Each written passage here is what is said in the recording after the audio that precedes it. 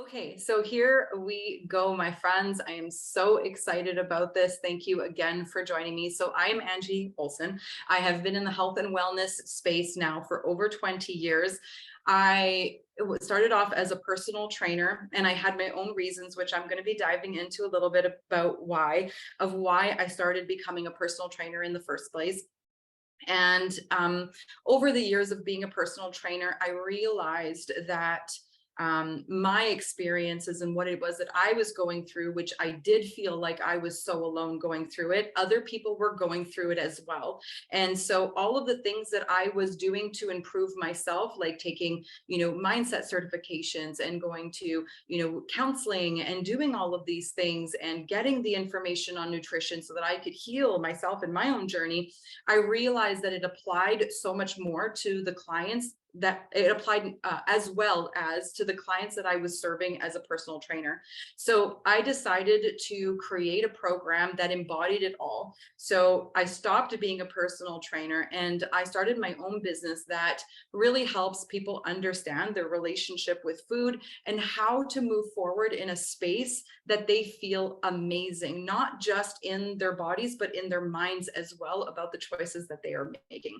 So we're going to be diving in a little bit today about guilt and where it comes from, what it is, how you experience it, and what it is that we can do to really help and understand our guilt. So I remember being about 8 years old, and I was sitting on my mom's bed, and my mom was in and out of the closet because we were getting ready to go to an event. And every single time she would come out of the closet with a new outfit on, she would have a lot of negative words to express how she looked. So she would come out of the closet with certain clothes on and she'd be like, oh my gosh, this makes me look so fat. Oh my gosh, this is making me look like a tubsy Toulouse, was the word that she used all the time. My thighs are so big. When am I going to lose this weight? I need to go on a diet. Oh, after today, I'm starting my diet again. So every single time she would come out, she would have these negative associating words to how she looked and what it was that she was feeling. And I never got it because I sat on the bed and I looked at my mom and I thought my mom was very beautiful, and I just didn't understand, and I just couldn't wait to wear the clothes that she was coming out of the closet with because they were so fancy and so nice. And so we got to this event, and this moment, this small little tiny moment, changed my entire world, because one of my mom's friends came to our table and said, oh my gosh, you are a spitting image of your mom. You look exactly like your mom. And instantly, like, I remember that. I remember the sunken feeling, that like disgust in myself. I was 8 and I never felt so ugly in my life, because I instantly felt that if I looked exactly like my mom, then if she was all of these things, then so was I. So was I. I had the fat thighs that she was complaining about. I needed to go on the diet because that's what she was doing, because that's how she looked. I needed to do all of those things. And that snowballed to a very negative relationship with my body, a very negative relationship with food. And it really snowballed to everything. It trickled down to the relationships that I had, how I viewed myself, what it was that I did, and everything. And so when I'm talking about this because the relationship that I had with food was very guilty, very guilty. I had all the associations of my mom doing, Weight Watchers and, a cabbage soup diet and all of these things because she was quote unquote fat. And so my whole life was on a diet. My whole life thought I was fat. My whole life I would eat something that I heard my mom say was bad, and I felt guilty and I felt shame for eating it. And I felt like this is horrible. I'm gonna, why can't I not eat these foods? And so I feel even more guilty. And like, I don't say you, maybe you don't, but I'm assuming, because I know that as humans, we're so much more alike than we are different. But we do know this feeling of doing something and labeling it as bad and then doing it, so now we're bad.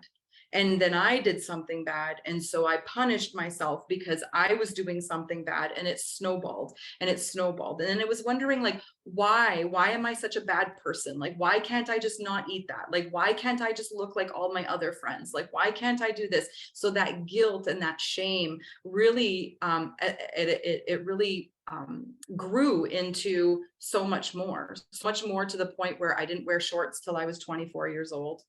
I, didn't, I went out with my girlfriends and they were all wearing, like the little crop tops and stuff. And I had jogging pants on and like sweaters in the bars because I was so shameful of my body. And I know now today that a lot of it had to do with the way that I was talking to myself. And we'll get into that.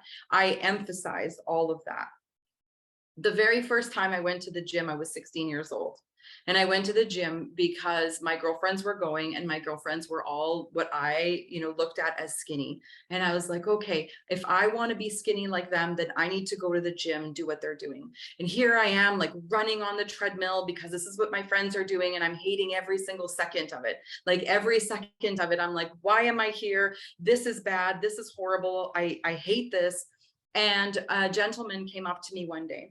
And he's like, you're awfully muscular for like your size. Like I'm petite. Like I know it doesn't show on camera, but I'm only like 5'2", and I'm a very petite person. And so he's like, you're very muscular. And I was like, muscular, I'm fat. Like I never registered. And he told me, he's like, you should come and do the weights with me. And I was like, well, I don't know what I'm doing. And I'm 16 years old and I really don't know what I'm doing in the gym other than like this narrative that I'm telling myself of I want to be skinny. And he said, come, I'll show you. And so he was a personal trainer there, and he put some weights in my hands. And all of a sudden I felt so powerful. And it was a feeling I had never had because I always felt shame and I felt guilt of the way that I looked like. But now I'm looking at these weights and I've got like, whatever, 15 pounds in my hands, which is probably wasn't very heavy at the time. But I'm like doing these like things and I'm like, oh my gosh, I feel so strong. This feels so good. Like, why am I running and doing all these things that other people are doing when this feels so much better? And so from the age of 16 to 18, I was in the gym. And this is where I grew so much confidence. I grew into my own, I still wore jogging pants and I still covered every single inch of my body because that was not healed yet. You don't magically just heal just because you're doing something, right? You got to do that internal work. And I had not done that internal work yet, but I could feel something like really rising in me, like the confidence. And so one day I went to the gym and I forgot my clothes. And so my girlfriend had an extra pair of shorts and she's like, you need to put these shorts on. And I dreaded every single second of that workout because I had not worn shorts, and I had all the compliments in the world where people were like, you're so muscular. Like, why aren't you like, showing that off? And I'm like, no. This is like so uncomfortable for me. And I started noticing, okay, everyone is telling me how strong I look, yet why do I tell myself I look this way? And so I started to do a lot of internal work. And at 24 years old, I wore my very first pair of shorts out because I started working internally, because I started looking at what it was that I didn't like, where it came from, why that story was so strong and so powerful, why that it was surrounded with guilt and shame. And I started changing the narrative. So when we talk about guilt, when we talk about shame, when we talk about doing things that don't feel right, it's because we think we're doing something wrong. And when we think we're doing something wrong, it's because there's a story attached there. There's something that we're telling ourselves. Well, I realized that I was telling myself exactly what my mom was telling herself. It just transferred on, like it was bestowed upon me. I was telling myself that I was fat, that I was ugly, that I should hide my body, that I should do this. I didn't look like my friends, so I wasn't good enough. I had no self-worth. I had none of these things. So I had a story that was really strong. Now I want you guys to picture like an iceberg. Okay. Everything that you see at the tip of the iceberg is your conscious. Like you cry, people know you cry, but it's really the unconscious reason of why you're so hurt. People don't see why you're so hurt. And so at an unconscious level, I was talking to myself so negatively that I believed it at a conscious level. So when I recognized this and I started putting, a lot of pieces together, I knew I needed to change the narrative above anything else, because, shame and guilt is that surface level. It's not the unconscious. The unconscious is what we believe that makes us feel guilty and shame. So at an unconscious level, I was doing things that didn't feel good because I was putting myself in a box. I was looking at my body like this. I was telling myself, this is not what, I got to hide.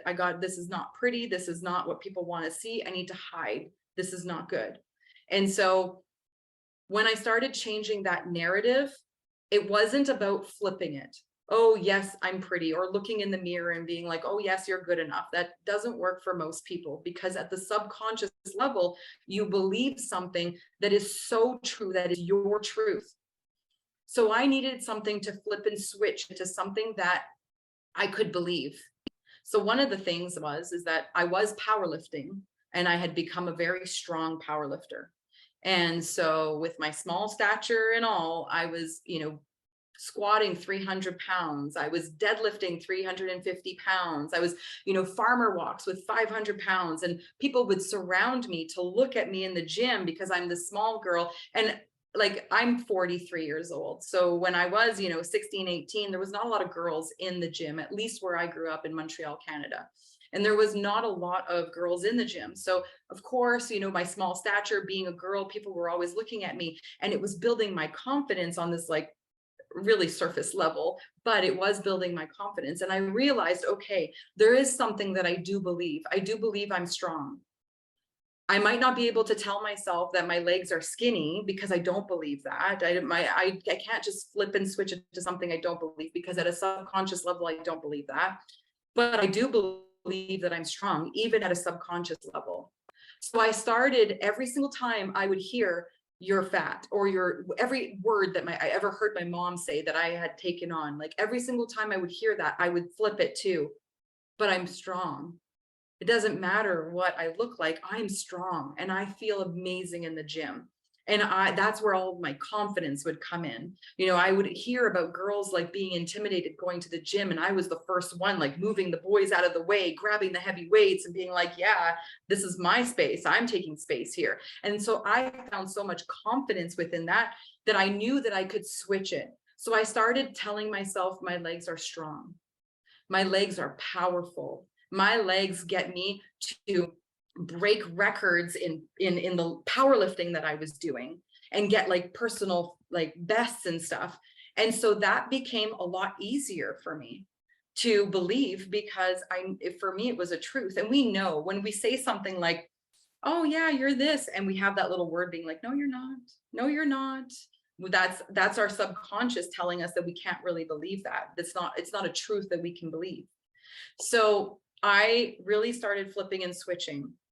And the power that it gave me back was that I started fueling my body to be strong, not for aesthetics anymore. And it slowly started shifting. There was no more guilt. There was no more shame, because I wasn't associating it with things that I thought were ugly and bad. I was associating it with things that were beautiful and strong and confident. And so that guilt and that shame started going away, because I started fueling my body as an athlete, as somebody that was strong. And I needed to eat. I needed to eat so that I could lift heavier. And here's the thing. I told myself for so long that carbs were bad, that food was bad. Food was going to make me fat. And here I am on the other side, trying to be the strongest version of me possible. I needed to eat more. I needed to understand how to fuel my body as an athlete. And so when I put my focus on that, there was no more shame in eating. At least this is my story. There was no more shame in eating. There was no more shame in having carbs. There was no more shame in having a night out or at an event where I maybe ate too much, because that was more fuel in my tank for the next day. And that's what gave me so much power in my own journey for not having guilt and shame. And I want to share this with you because I really truly believe at the core of everything that I teach, we are so much more alike than we are different. If I've been through something, then you might have gone through something like it or similar, or can relate on some sort of level. So I share my story because guilt and shame is one of those things that I wish I could have like a USB port and plug it into everybody and take it away, because it is something that can be quite crippling, and it can hold us stuck from having fun, wearing shorts, enjoying a meal, creating memories with our families. It takes it all away. But here's the thing, the guilt and shame comes from something. It comes from a belief, from a story. And those stories could be things that are passed down, you know, like for my story, for instance, it was something that was bestowed upon me, I took on as my own. It could be something that is from influences, outside influences, something that we read, something that somebody told us. You know, I was told my whole life, you know, as a kid growing up, you have big calves. Well, I grew up on a farm horseback riding, and I had big calves. So, you know, I had muscular calves. And so, but I hid them because that was shame. That was like, oh my gosh, I have big calves. So sometimes our stories come from people and what they say, and it hurts us. And we hold it for so long. But here's how we can make it not be something present in our lives, is that we can understand that story. We can bring it up to surface. We can identify it, and we can give it a new meaning, a new truth, something that does not have to be stamped on us as if that is our story and there's no other story about it. So I am going to share the screen, and I'm going to keep going here with a little bit of a presentation that I would like to talk to you guys about nutrition at large. Because one of the things that really helped me, like I had mentioned, is to really understand how to fuel my body and to give myself that permission to have food that fueled my body. And so I have so much to say about this because, you know, as I don't think I mentioned this, but, you know, through the course of me getting all of the knowledge and information, I became a hormone specialist. And, you know, through my journey of my relationship with food and helping myself heal from food, I became a chronic undereater before I healed. And so my hormones crashed. I felt the worst I had in my entire life. I was gaining weight ridiculously fast. I had mood swings like crazy. And I was so depressed. My hair was falling out, all of these things. And it was the catalyst of like, okay, you know what? You're talking yourself negatively. You feel like crap. You've hit rock bottom at this point. Like, what do you do? And so the first thing was, okay, I need to understand what food really is, how food actually is going to fuel my body. And so I want to share this with you guys. And so I put a tiny presentation. It's not going to be super long, but I say tiny, but we'll see how it goes, about what is on our plate. And I don't want to talk to you guys about this like educational. I want to talk to you guys about this and how it can be relating to you. So everything that we consume is a macronutrient. So it's what makes up our calories. It's proteins, fats, and carbs. Everybody needs a different dietary intake. So for me as an athlete, my dietary intake is to fuel myself as an athlete, to make sure my hormones are okay, to make sure that I am strong. Your goals are going to be very different, whether that is weight loss, longevity, tying your shoes when you're 90 years old. It's all going to be different. But here's the thing that's the same, is that we're all going to need to eat food for the rest of our lives. So we need to have a really great relationship with it. And I can share this slide. I think I already did with Carl. So if you do want this, then he can definitely share this with you guys. Now, protein is one of the macronutrients that we find in our food. And for me, this was one that was actually really hard for me to get in, even though like protein wasn't the things that I was like, oh, I have a negative relationship with protein. It was just not something that I naturally gravitated to. I was craving carbs, I was craving sugar, I was craving all of these things. So I naturally gravitated to the fats and the carbs and not protein. But protein is so essential, so essential. And I'm going to go through a couple of things here, but like your poultries, your meat, your fish, even for people that are vegan, you have your lentils, your beans, your tofu. So protein is absolutely essential. When we are low in protein, this is where we experience brittle nails. Hair is breaking and is really hard. And protein is nutrients for our organs. So if we want optimal health along our journey, protein needs to be something that is quite high in our intake. It helps and to build and repair tissue, helps grow your muscles. So when we are looking at weight loss, we tend to want to pull back some calories and we don't really look at the macronutrients. But if we want weight loss, we actually need to have a high protein intake, which is something that, you know, was hard for me to even look at the beginning. When I started integrating more food, it was like, oh my God, I have to actually eat more to lose the weight that I want, which was hard to come to wrap my head around. But boy, am I happy that I did get that education, because that is what actually healed my hormones and got me to the space where I feel really comfortable in my skin, and also my goals of strength training. So it helps bones, cartilage, skin, and blood. So the best time to have protein is throughout the day.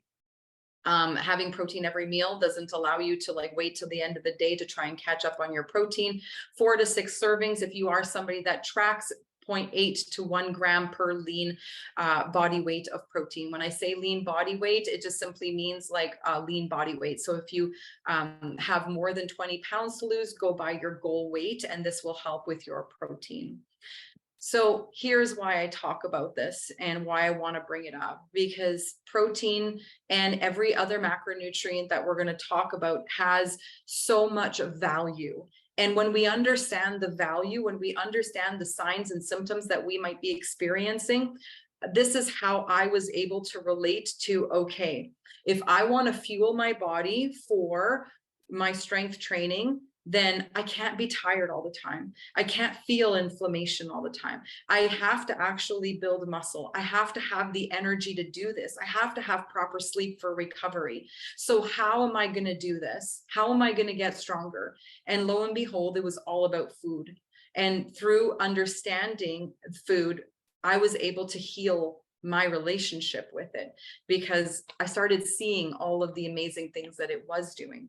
So when our protein is low, we experience quite a bit of swelling in our joints, mood swings, hair, nails. And I'm not going to go through this all with you guys, but please, if you do want the slides, I have shared them with Carl, so I'm sure he can share them with you. And if you are feeling any of this, if you can relate to anything on here, then it's a really great opportunity to be like, okay, am I eating enough protein? Am I serving my goals? Do I feel guilty because I'm eating more calories? And do I feel guilty for eating anything at all? Like, where is my guilt stemming from? So we can learn to pull back those layers and really truly understand where that is coming from. So here's another one. This one was my big one. Don't eat carbs because they make you fat. Like, that one was a really hard one for me to really wrap my head around. And so our bread, our pasta, our rice, our grain, potatoes. Now, you don't have to put your hand up if you don't want to, but can anybody relate to feeling guilty to eating any of these things? Right? So guilty, so guilty. And so what I did is I had a piece of bread. Well, now I did something bad. So I'm a bad person because I ate bad food. And now that I ate bad food and I'm a bad person, I am going to go to the gym and I'm going to work out an hour extra. Oh, and I'm also going to starve myself that day. And then I'm going to punish myself verbally all day because that's what I deserve for eating a slice of bread.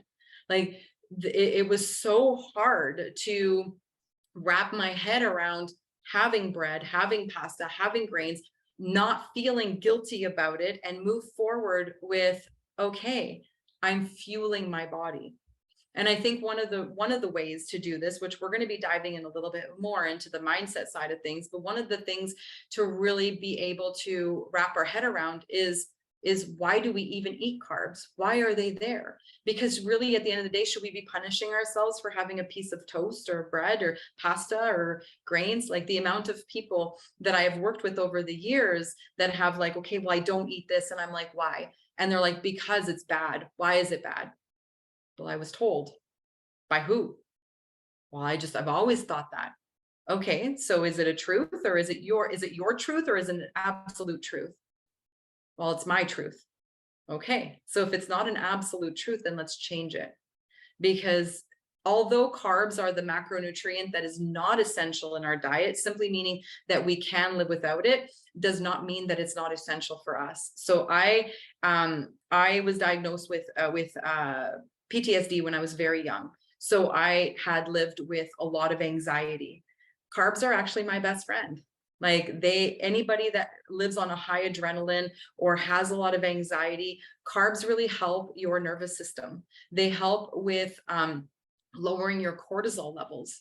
So cortisol is your fight or flight, it's your stress response, and it goes up during the day, comes down at night, where your melatonin comes up and helps you sleep. So if that is unregulated in any sort of way, and your cortisol levels are high all the time, where you're feeling stress, feeling anxiety, not being able to sleep, carbs are so helpful to lower this. And they are essential for some people. If you're dealing with an autoimmune disease, carbs are really, really, really important. You don't necessarily want to go low on certain autoimmune diseases, high stress. So they provide energy, they fill your muscle cells. So one of the things about carbs, and this is, I love this so much, I'm not going to like dive in too much, but I do want to give you guys the knowledge of this, because this here was one of the things that helped me along my journey when I'm talking about like the strength and the muscle building that I wanted. So every single time we eat carbs, and other macronutrients can do this too, but carbs are the fastest absorbing macronutrient for energy. You eat carbohydrates, it turns into this sugar like glucose, and then it gets stored in your liver. And from your liver, it turns into this thing called glycogen, and then it gets stored into your muscle cells. And that's as far as I'm going to go in like the sciencey thing, but it gets stored into your muscle cells. Now, every single time you move, and I'm a person that talks with my hands, so every single time I move my hands, it actually costs me a certain amount of, it's called ATPs in your muscle cells. That's energy. So if you want to go for a walk, or if you're working and your work is something that you need a lot of energy for, it's going to cost you a certain amount of ATPs. So those ATPs can be like filled fast with carbs.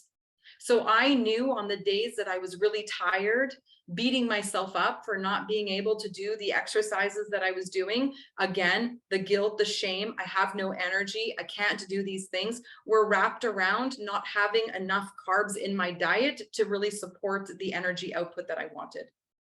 So I was beating up myself over something and being fearful over the carbs and the food, when really at the end of the day, that was my medicine. I needed the carbs to fuel my ATPs so that I can spend those ATPs the way that I wanted to. And that could be playing with your kids, waking up and having energy for your day, your energy for your workouts, your movement, your, anything that you want to do in life.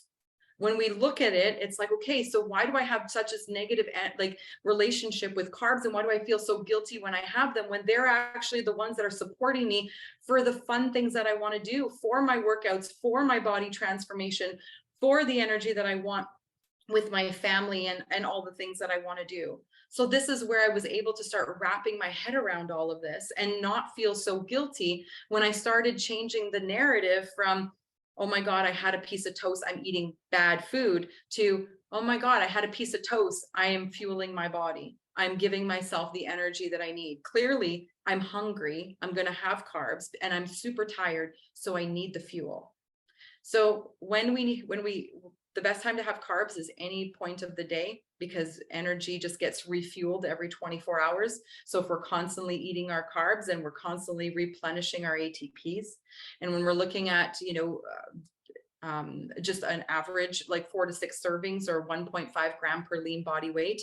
Again, these, like, I want to say that these numbers are just like formulas that you can Google. One always fits one. It's the only way that I work. Some people need more, some people need less. If you're somebody that has a very like energy dependent job and you're working out, then your energy is going to be a lot higher than somebody that might have a desk job and works out, a lot less. So once I started understanding that the signs and symptoms that I was feeling were actually my body trying to tell me that I needed more carbs, I started wrapping my head around feeling a lot less guilty when I started fueling them, when I started having them. So we talk about carbs, the amount of people that think that they have like gut issues. They're like bloated all the time, not going to the bathroom every day. They're like, oh, I have a really bad gut. Most of the time, out of the 20 years that I've been working with people, it's their fiber that's too low. And their fiber is coming from the carbs that they're eating. So if you're taking away the carbs, you're not increasing your fiber. And if you're not increasing your fiber, then you're not feeling great in your gut. So that's one of the, the other side of having some carbs in your diet.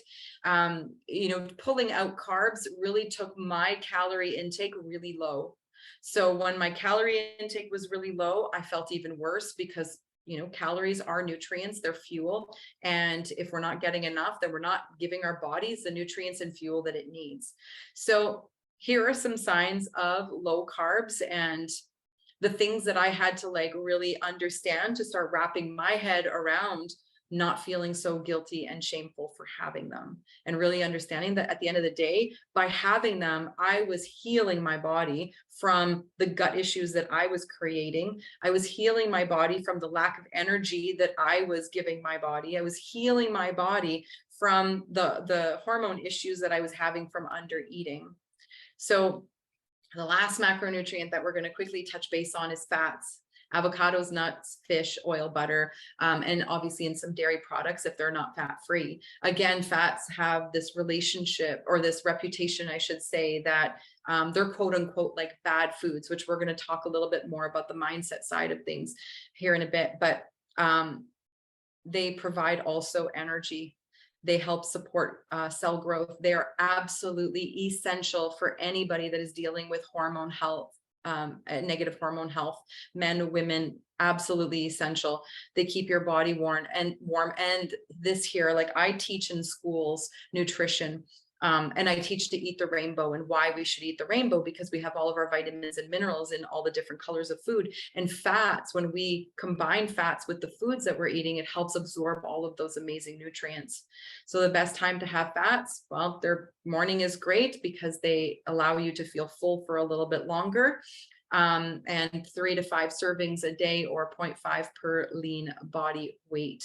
Here are some of the signs of low fat in our diets: dry skin, poor body temperature, extreme mental fatigue because it's brain function, loss of menstrual cycle, unbalanced hormones, issues concentrating, or mental fatigue. So they do play a huge role in how we are feeling. And here's the thing: when we don't feel good, we really move forward with not feeling good. We associate and we link up things. If I'm not feeling good, I'm not going to want to go for a nice walk with my dog. I'm going to want to sit on the couch and eat some nachos and binge watch on Netflix. That's what I'm going to associate it with. I'm not going to be like, I feel great today, so I am going to go for a walk. Like, I feel horrible today, I'm going to go for a nice walk. We don't always associate that. We kind of line the things up. So here are some mindset things that I really wanted to cover. They're considered nutritional myths, but I really want to talk about the mindset side of things and how it's associated to feeling guilty. So the first one we talked about quite a bit: do more. Or sorry, we didn't talk about that one. We talked about the good and bad foods, but I'll just dive into that. So certain foods are good and certain foods are bad. We're going to start right in the middle for some reason, where if certain foods are good, certain foods are bad.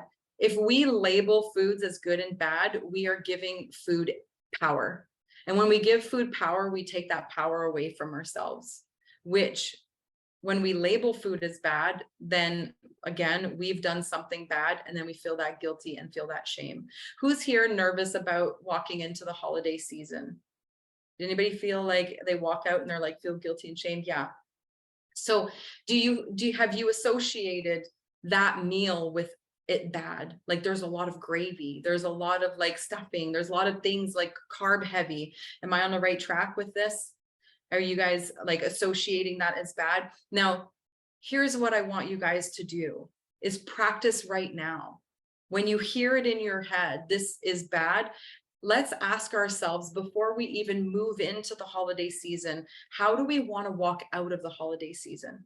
Do we want to walk out of the holiday season with great memories? Do we want to walk out of the holiday season feeling really good with the choices that we made? Do we want to enjoy the people that are around us? Because when we feel nervous about walking into the holiday season and there's going to be a lot of bad foods, there's treats everywhere, and I have to have them, we're telling ourselves that we are going to have them. During my journey, one of the things that I recognized in my own journey is that I was telling myself things like, I was setting myself up for failure by telling some things like, I did really good this week, I deserve this. Did I? Like I did good. I can pat myself on the back in a different way than eating like a whole box of cookies, because that's, cookies, treats, that's what I did. I can congratulate myself in a different way. But I associated that. I didn't realize that that was self-sabotage, because I was lining myself up for failure. I was telling myself, I can't eat just one. I have to have the whole thing. If I open a bag of chips, I have to eat the whole bag. Your actions follow your narrative.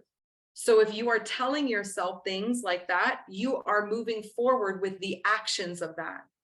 So if we take the holiday season, for instance, if we simply look at it like, I am going to enjoy myself, I want to create awesome memories, but I also want to move forward in a way that feels good for me, health-wise. And that's going to look different for all of us. So maybe for you, it's being very cautious and conscious of what it is that you're having for breakfast, for lunch, and maybe you're enjoying your suppers. Maybe for you, it's having, one treat instead of all of them that are there. And maybe for you, it's enjoying yourself because you need to practice having that food and not feeling so guilty afterwards. It's going to look good for everybody. It look different for everybody. When I first started understanding my relationship with food, I was a chronic binger. So I would binge in my car and I would go buy like a pack of like 6 cupcakes or something, and I would have the whole pack. Well, when I started realizing that my language was what I can't walk by the bakery without buying these. Well, of course, now that's all on my mind. That's the only thing I'm thinking about is the bakery and the cupcakes and walking in it and then eating them in my car. And I already been getting that craving for them because I'm talking, my internal language is saying all of this. So, okay, you know what? I'm not going to I'm going to just go and, some days I bought the cupcakes and I only had 2. And I was like, okay, I need to celebrate this, because I didn't have 6. I only had 2. And some days I walked by the grocery and I put them in my cart, and then I put them back. And there was an evolution to it, because it doesn't happen overnight. So we have to really be kind to ourselves and understand that we can either feel guilty and shame, or we could move forward with what's going to serve us better in that moment. And maybe that's celebrating the fact that you caught it and you're not going to let yourself continue with it. And maybe that's, changing that language from this, there's no good and bad food. There's no good and bad food. And one of the things that I noticed in my own journey is that when I labeled something bad, it was like that movie Nemo. His dad was like, don't touch the boat, don't touch the boat. And he's like, I'm going to touch the boat because his dad said no. It's the same thing internally. Like you tell yourself, don't have this, this is bad. Well, now that's all you want. And that's all that you're going to have on your mind. And that's all that you're going to move forward with wanting to put in your mouth. And that was my journey. And I know that we're so much more alike than we are different. And if I'm experiencing that, then and then you might as well. So this is why I'm sharing a lot of my stuff. But so, our internal language is very, very powerful. So what are you setting yourself up for? This is an amazing time to practice, to walk into the holiday season already knowing how your expectations. How do you want to walk out of there? Do you want to use your food as fuel? Maybe you do. For me, if I'm my expectations, and I don't want to rub my expectations on anybody or influence you, but my expectations are to enjoy myself, be mindful, and use it as fuel. That's it. So I'm going to go to the gym, and I'm not going to overdo it. I'm not going to like spend 3 hours in the gym. I'm going to go to the gym and use it as fuel. I'm going to be strong. So I'm looking forward to that. And I am going to create some awesome memories. So I'm not going to just focus on the food and, how it's going to make me fat and all of this, because that's how I spent a lot of my holiday seasons. It took away from the memories that I was creating and being present in the moment, because I was just so worried about the food. So let's start thinking about that today. How do we want to finish the holidays? And let's take that and make sure that we are conscious of that throughout. And maybe for you, it's one or two things, simple things that you can use as data. How did it go? Every single thing that we have done is data. You had a bad weekend. The weekend's over. Today is today. What did you do? And what data can we take from that? Instead of feeling the guilt, the shame, let's look at the data. Okay, you know what? I had too much I ate too much treats because everybody was telling me, I'll have one. I'll just have one. I'll just have one. Okay, now I have the data. I am going to share with these people that I'm on a journey and that I don't enjoy when they pressure food on me. Or I'm going to remove myself from. For me, this was a huge one. Is that when I went to certain events, I would hang around the food table and I would just hang there. And I would have all my conversations at the food table and I would just eat, and I'm not even noticing I'm having like 25,000 treats because I'm just talking and having food. So okay, I know that I do that. I'm going to not hang around at the table. I'm going to take the food that I want, and then I'm going to go somewhere else to eat it and to have conversations elsewhere. And it was as simple as that. We have data that we can use. So let's start reframing food as not being good, not being bad, but being food that fuels us. It's funny how when we give ourselves permission to have food, that we're not like Nemo. We're not chasing it. We don't really want it because we're giving ourselves permission to have it. We're not stopping ourselves. And when we give ourselves permission to have something because it's not a bad thing, like we're not associating it as bad, we don't feel guilty or shame for having it. Carbs and fat make you fat. They don't. We know from the quick little thing that we overviewed, carbs and fat have so much value to our journeys, our health journeys, to what we want, to feeling good. They're not good. They're not bad. They serve a purpose. So it's really important to understand that and make sure that we are telling ourselves that. Don't eat before bed. This rule's got to go. I don't know where this came from, but it's the most ridiculous thing in my mind, because if I'm hungry before bed, it simply means that I maybe didn't fuel my body enough for the day. So when we sleep, our bodies recover. If you're lacking sleep, if you're not getting enough sleep and you're hungry before bed, having something to eat can be very serving. We have to listen to our bodies. We lost along the way, at least this, I'm going to speak about myself and a lot of clients that I've worked with, is that we've lost or maybe I've never had it, but we've lost the way to check in with ourselves and listen to what our body is saying, and not have outside influences be a source to not listen to our bodies. If our body is hungry, it's telling us something. If our body's not sleeping properly, it's telling us something. If it's anxious, it's telling us something. Do more, eat less. That is a good way to crash your hormones. So we want, to eat less when we are in a deficit and we're trying to lose weight, but it's not a place that we want to live all year round. We want to make sure that we're fueling our bodies for the goals that we have, for the way that we are feeling. And everyone is such an individual. And when we allow ourselves to listen to our bodies, to fuel our bodies, we don't feel guilty for the food that we're having or the workout that we have to like force ourselves to do to compensate for the extra food that we ate. Like we don't need that. We don't need to feel guilty for that. We can eat food, we can enjoy it, and then we can move forward with utilizing it as fuel or to achieve our goals.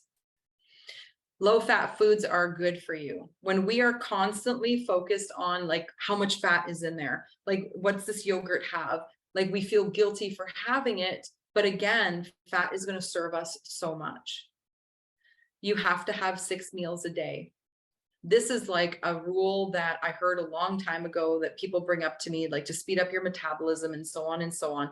Here's a way to feel guilty is if you can't follow any rule.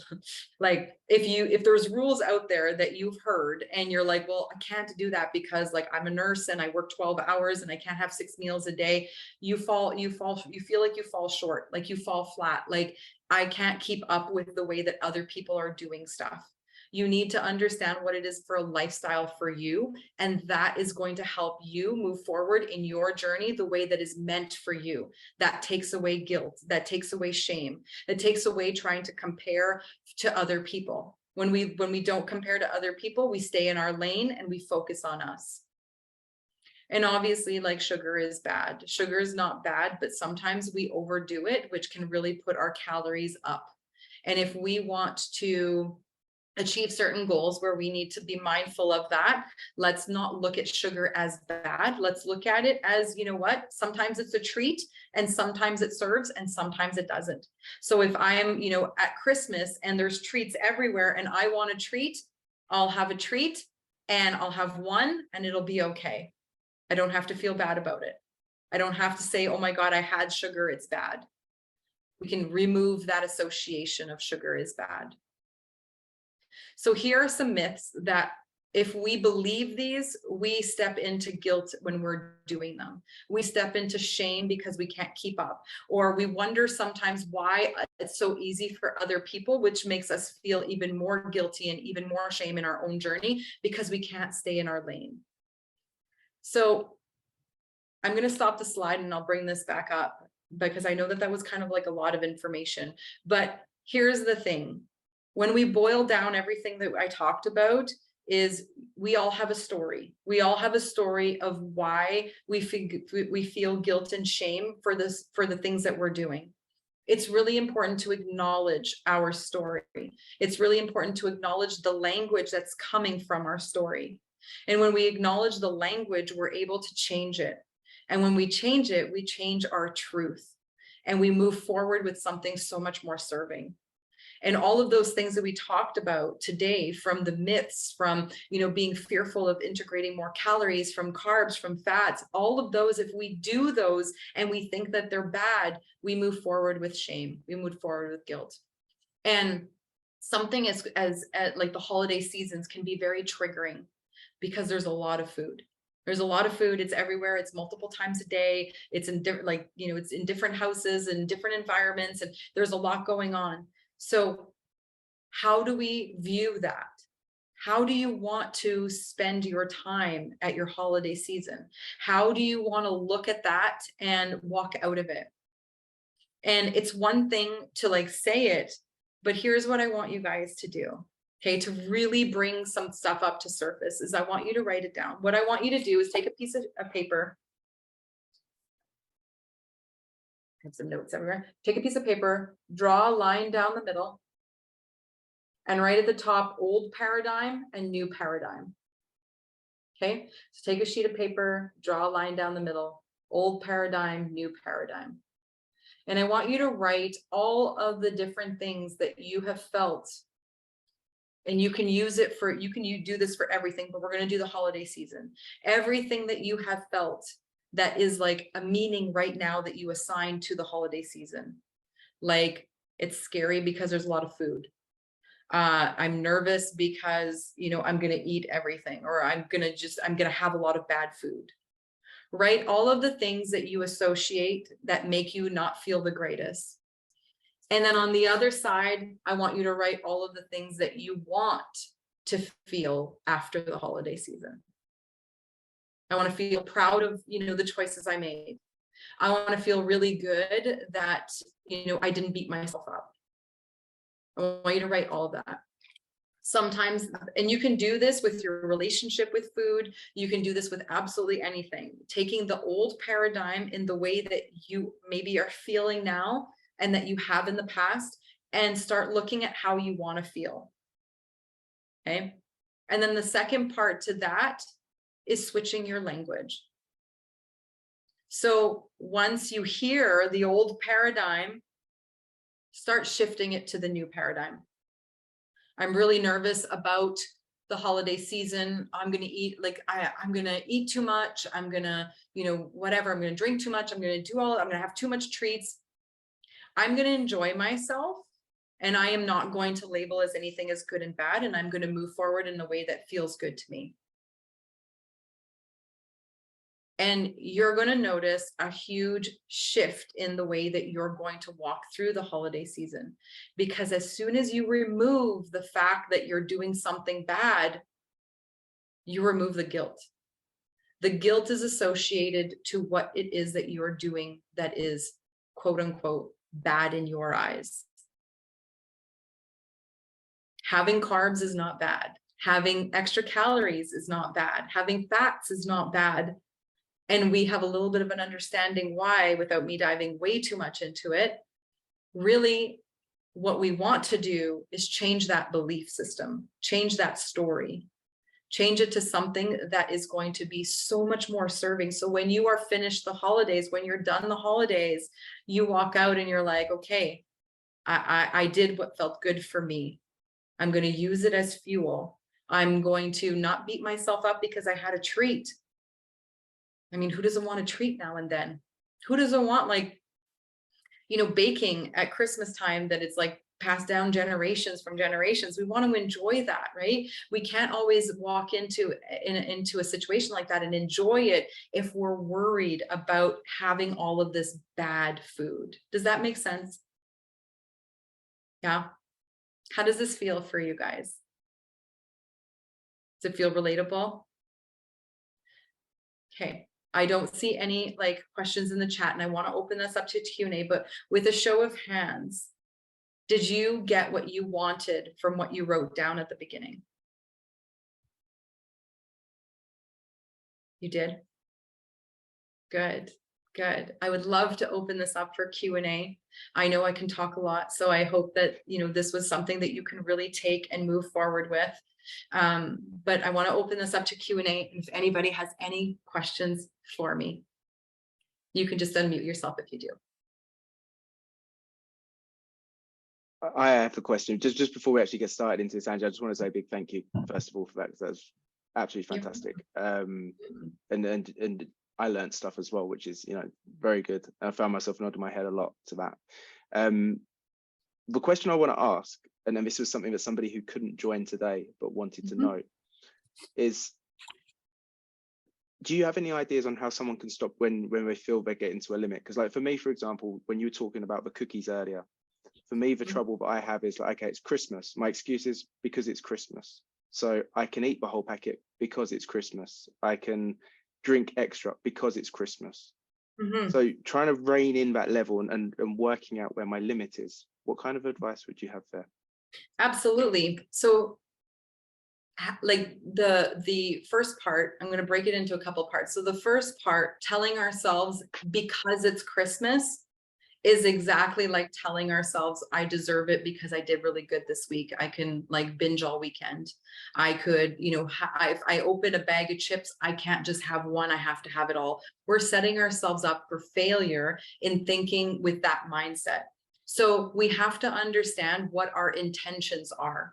See, my goals are going to be different than your goals and somebody else's goals. So how do you want to navigate the holiday season? Do you want to, for some people, it's going to be if you're tracking, macros or calories, if you're tracking in any sort of way. For some people, it's going to be what, I've been tracking for months now. I need to step away and just enjoy myself. And for other people, it's what, every single holiday I do this, I have way too much. I need to hold myself accountable on some sort of way, and I'm going to continue tracking. So what are your expectations? So For some people, it's going to be like, okay, I want one day that I'm just going to like do whatever I want. And other people, it's going to be like, I want to move very mindfully. It's not something that I can say, okay, just do this, because it is really dependent on what that person's intentions are to move forward with. But the main thing is, what do you want? What do you want to like finish the Christmas season with? Like most people that I work with, and I'm just going to broaden it, just like generalize, because most people that I work with is around weight loss. So they'll say something like, every year I go through Christmas and I gain a bunch of weight because I just eat all of the meals that people are like, all the treats and so on and so on. Okay, so we would move forward with, what are your expectations after Christmas? How do you want to walk out of it? And, most of them will say, well, I still want to enjoy myself, but I don't want to gain all the weight. Okay, so we need to make sure that we're holding that accountable. How do we do that? Well, for some people, it's going to be being pretty strict with themselves for breakfast and lunch and snacks, and enjoying supper and being mindful and having one treat and not 20 of them, or not trying to not eat out as much, trying to really hone in on eating at home as most as possible, and then going out for like the family like dinners and stuff when on Christmas Day and so on, but honing in a little bit more of like home cooked meals, so they're not eating out as much, because it can be quite busy. So some people, when it's really busy, they stop in restaurants, or they just grab whatever. So being more prepared at home, having your meals and making sure that you're prepared with your healthy meals so that you are staying on track. And really just knowing that there is no right or wrong. There is more of what's going to serve you for your goals and the way that you're wanting to walk out of that, if that makes sense. Yeah. Great question. Does anybody else have any questions for me? It's not really a question. It's not really a question. It's more of a, I'm not sure. So basically, I hit my target weight in August this year. I didn't have a massive amount of weight to lose. I lost 2.5 stone, but for me, it was massive, and it's changed me a lot physically and everything. And now that I've noticed it, thank you. And I've been going to the gym like forever, but I've started to notice the difference. And somebody today said they noticed that I'm looking even slimmer, even though I haven't lost any weight. I'm just shrinking because I'm doing weights like you do and stuff, and it's awesome. What I'm worried about at Christmas is not gaining a bunch of weight, because like you just said, I have a plan. I've got a week off at Christmas. My Christmas isn't going to be a week-long binge. I'm going to have Christmas on Christmas Eve, Christmas Day, Boxing Day. I'm not going to go wild and have everything. I have a little list of treats that I would like, but my problem is I get in my head after I've had it, because even though it's a treat and I know that I'm not gonna have like, I don't know, whatever I'm gonna have, and just suddenly put 2.5 stone back on. But my problem is getting in my head of, once I've had it, how do I actually enjoy it without the thing of, well, if I didn't eat that, I'd be better off. And do I feel, and it snowballs in your head of how you should enjoy it, and I should be able to, but I'm not sure if I actually can. If that makes sense. So let me ask you a few questions. What is the lifestyle that you want to have with your food and your journey? I mean, I want to have a healthy, balanced diet, which I have. I lost my weight with Slimming World. So sorry, Carl. No, you love Slimming World. Boring one. Everyone's a Slimming World. So it worked for me, and it's sustainable for me, because I can have whatever I want within reason, but I can still have all the carbs and blah blah blah. And I find that really great. So I want to have that healthy lifestyle. So I know having a treat every now and again isn't unhealthy, but I need to train my brain to realize that. I say it and I hear myself saying it, and I believe it when I say it. But in there. Yeah. And so this, like this was exactly what I was talking about, like at a subconscious level, you still don't believe that that's something that could possibly happen, that you can have treats, that you're going to be able to stay on track, that you can enjoy it, that it's part of your lifestyle. You still like at a subconscious level don't believe that. So we can't just take that and switch it to, well, I can do this, because your brain is going to go, no, you can't. no, you can't, be careful, you're going to gain all this weight back, like you can't do it. So we can't use that. That doesn't work. We need to like find something that actually you believe.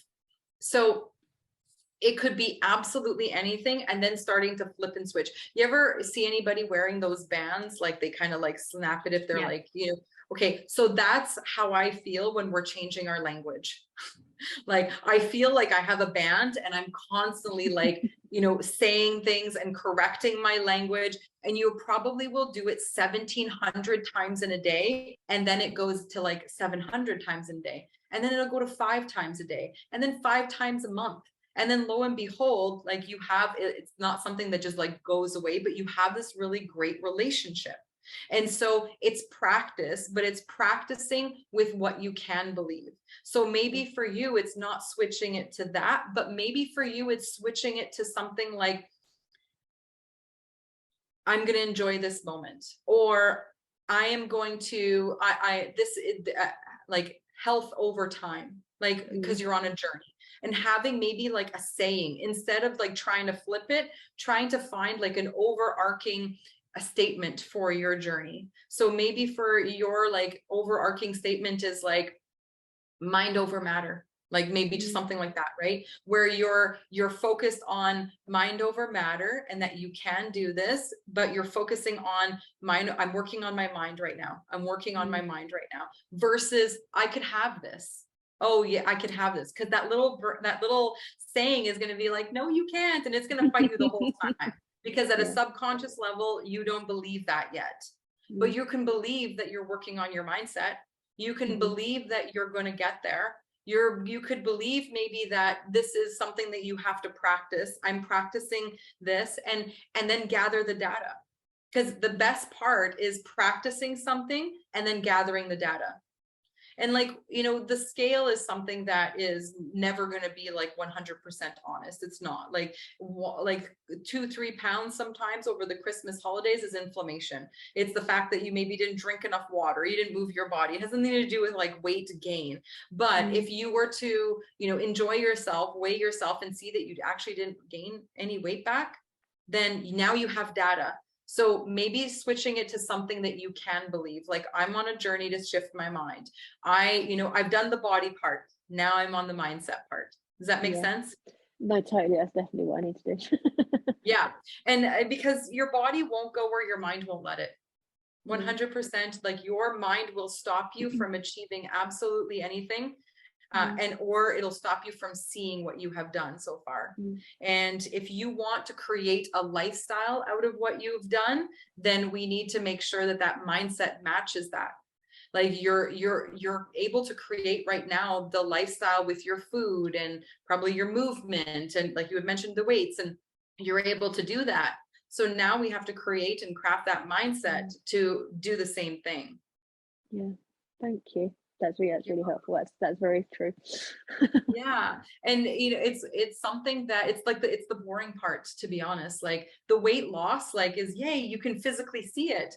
But the mindset part is like, oh yeah, it's okay, I'm catching myself. I remember being in the grocery store and like just going up and down the aisles, and I'm standing there and I'm like, I'm not going to move forward until like I like get my mindset right now. Like I would just stand there. It took me 2 hours in the grocery store one time, but I'm like, I'm not going to move forward till I get my mindset right. And I just feel like that would be the equivalent of like just constantly shifting that language, and it's annoying and it's boring, but this is what gets you to the stronger mindset. We are so capable of going to the gym, lifting weights and getting our biceps nice and big and strong. It's the same thing with our mindset. We sit there and we have to do the reps.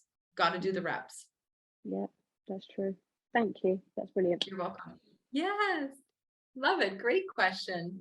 And thank you once again, Angie. It's an absolute pleasure to have you here, and I'm sure everybody enjoyed that and got something from it. Very, very welcome. I am so honored to thank you. And thank you everybody for joining me. This was awesome. I really appreciate you spending your time with me. That's great. And I'd also just like to thank each of you who have joined as well. Having had many conversations with a number of you since starting the podcast, and the support you've given me and reassurance and conversations we've had, I truly appreciate it. So thanks to each of you, and I'll be in touch after this. If there's anything I can do for you, be it leading up to the holidays, after the holidays, please let me know. I'll do what I can to support you.